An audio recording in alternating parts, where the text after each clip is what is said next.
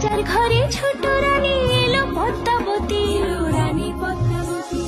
রাজার আরো 6টি রানীর ছিল না সন্তান, পদ্মাবতীর কোলালোতে মিলল সমাধান। বছর যেতে জন্ম নিল 7 ছেলে 1 মেয়ে, হয় খুশির আকাশ হঠাৎ কালো মেঘে গেল ছেয়ে। হিংসেতে যায় জ্বলে পুড়ে বাকি 6টি রানী, যুক্তি করে ঘটায় ওরা 7 কুমারের হানি। সুযোগ মতো 7 ছেলেকে মাটিতে দেয় পুঁতে, বাঁচে একা পারুল ওরা পায় না তাকে ছুতে।